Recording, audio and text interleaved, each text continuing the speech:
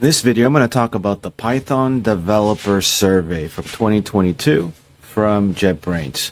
This is something that I encourage everybody to keep an eye on every year, and the 2023 version of this survey results should be coming out pretty soon, but just keep in mind that it comes out every year, and you should be paying attention to this because it gives you a lot of insight as to what you should be learning, what you should be focusing on in terms of Python in general. So they started this survey in 2017, and it contains a lot of information regarding the general purpose, general usage, purposes of using Python, what Python versions people are working on or using, what frameworks and libraries people are using, what cloud platforms people are using, development tools that are used, with Python packaging, demographics, and so on and so forth. So let's take a look. I just want to guide you as to what are some of these things that we're talking about here. Well, I get this question asked all the time, and that is, hey, look, Ed, you teach Python, sure.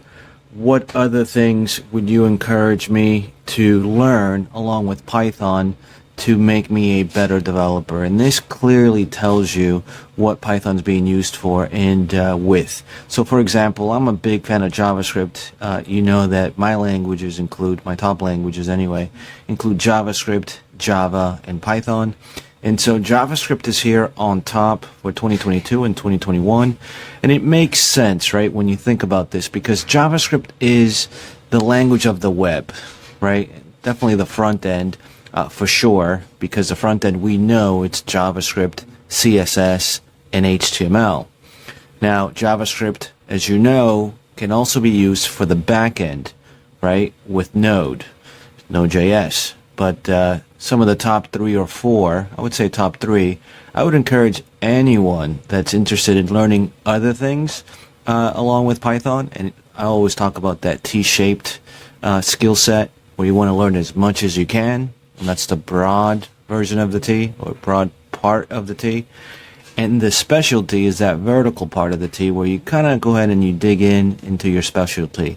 That could be Python itself, among other things, but at least you know that web development, it does include JavaScript, it does include HTML and CSS, and SQL. Every application, every system needs some type of data store, some database, some persistence layer that stores your data, right? And you could do the CRUD operations like create, update, delete, and read, right?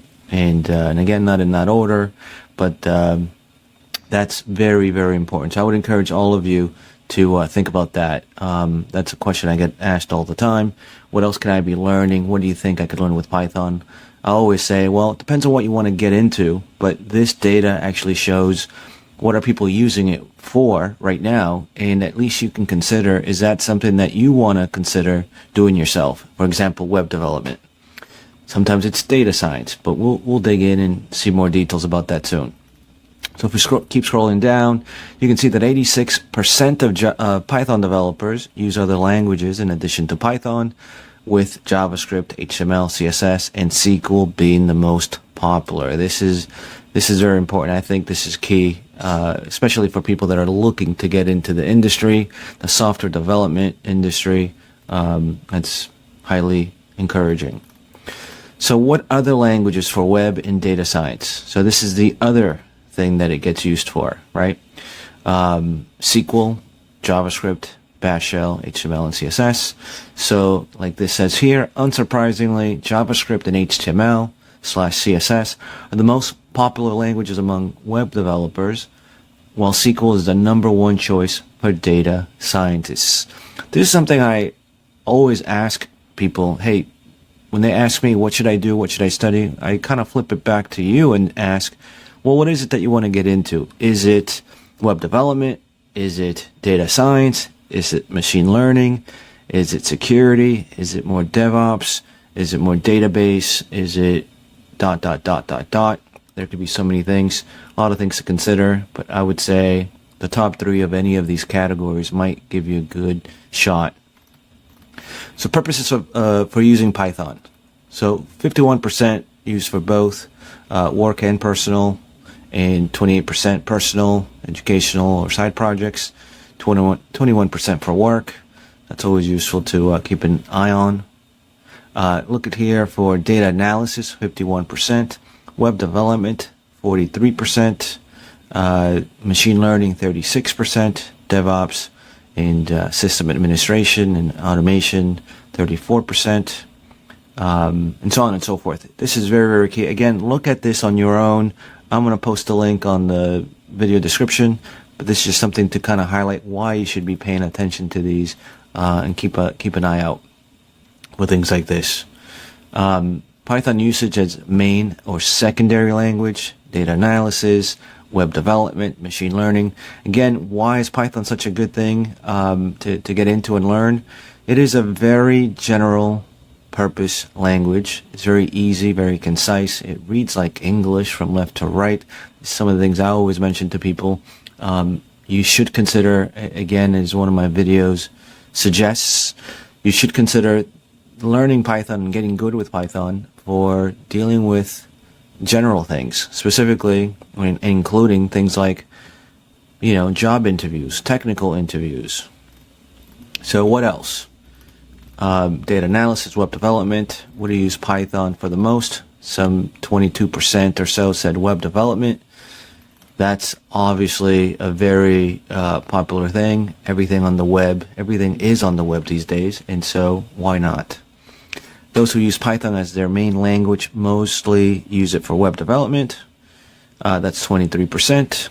And secondary usage goes to data analysis, DevOps, and web development comes in third place. Well, it's kind of weird how it says that, because here it said that was the main language or their main usage. And so, do you consider yourself a data scientist? 61% of the people said yes.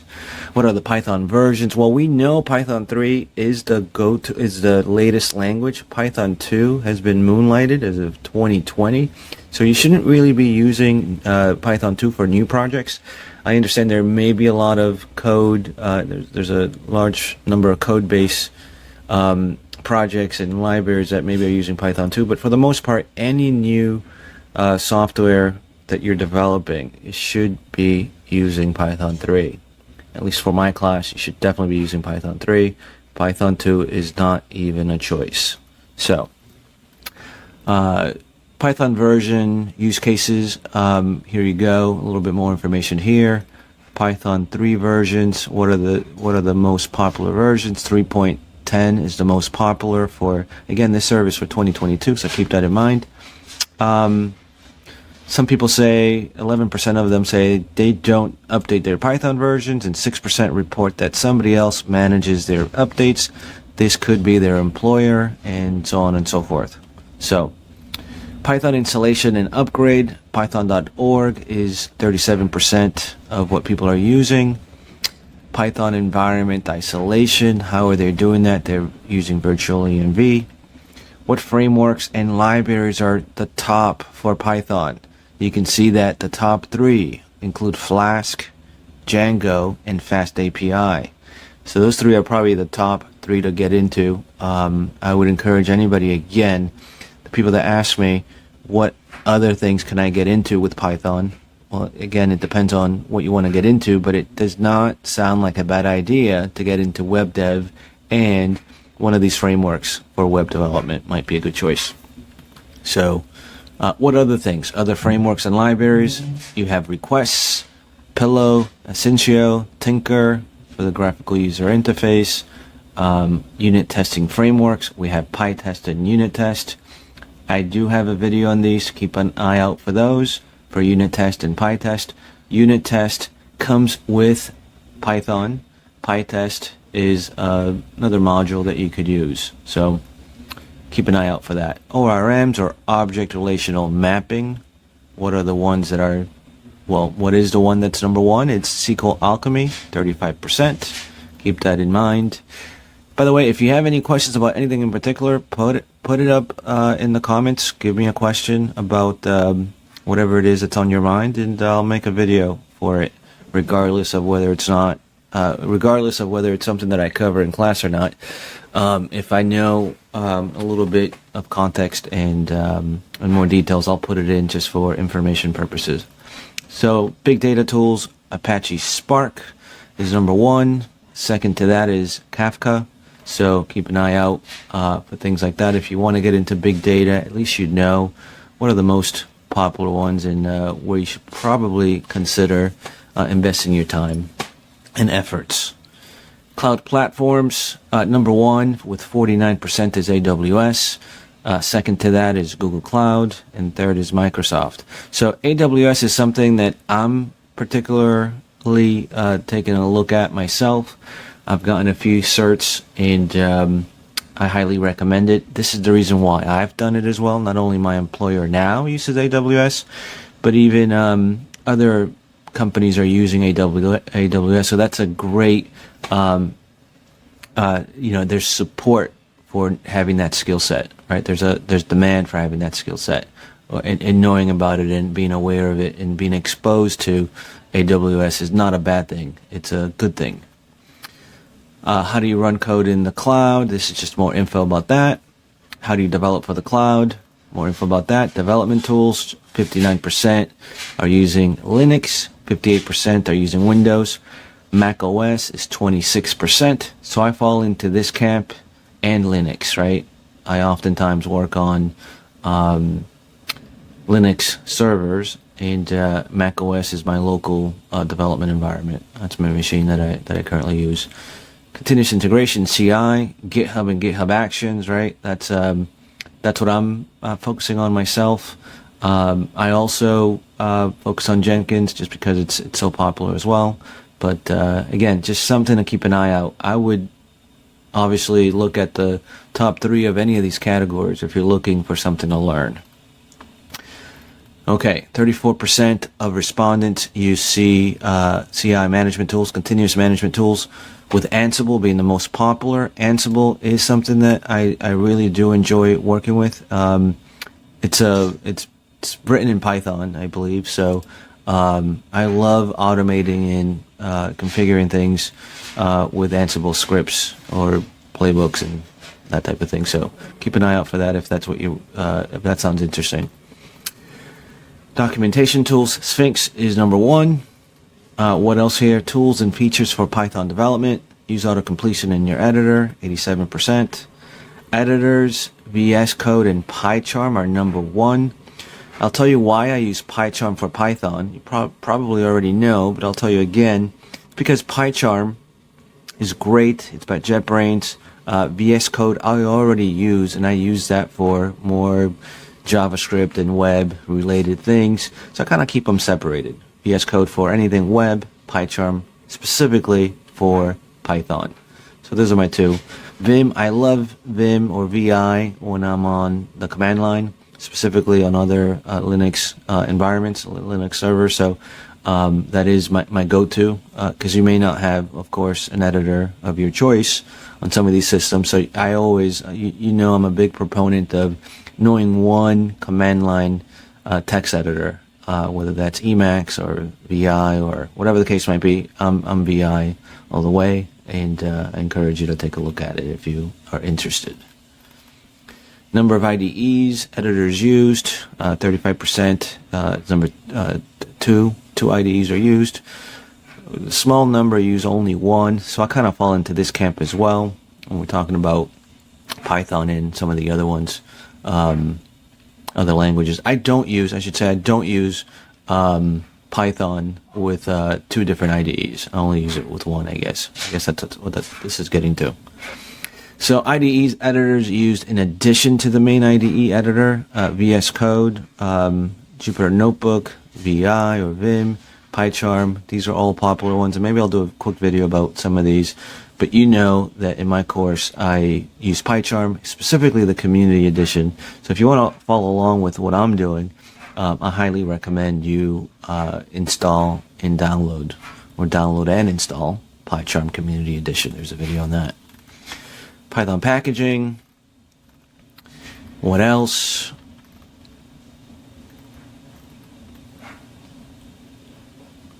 Which tools do you use for application dependency management?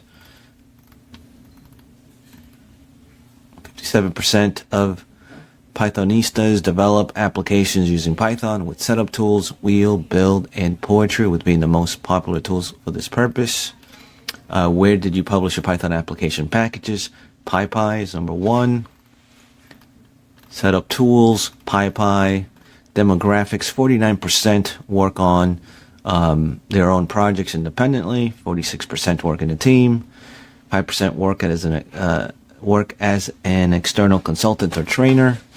This is all good to know. 59% are fully employed by a company, 8% just one person, just me. Information technology and software development, 38%. Information technology and software development, 50% is the target. The roles, what job roles use Python the most? 65% developers/programmers, followed by data analyst and team lead, followed by architect and technical support. So a lot of times people ask, a lot of people ask, hey, what can I get into as if I want to be a developer? Can I use Python? The answer is yes. Can I use, hey, if I really want to be a data analyst, should I learn Python? Well, this kind of guides you into some of that insight as well. A QA engineer, DBA, all these things. You can see at least, at the very least, the big highlight here is developers use Python the most, right? Python experience, 29% use Python, that are using Python have 3 to 5 years of experience. Professional coding experience, 33% have less than a year. 19% of the people are in the United States, followed by India and then Germany. So I'll leave it here, but this is just up to you to kind of keep tabs on what's happening in the industry, what's happening with Python. I do this with all the tools and all the languages that I'm familiar with and I want to develop and keep developing my skill set with. So I encourage all of you to do the same.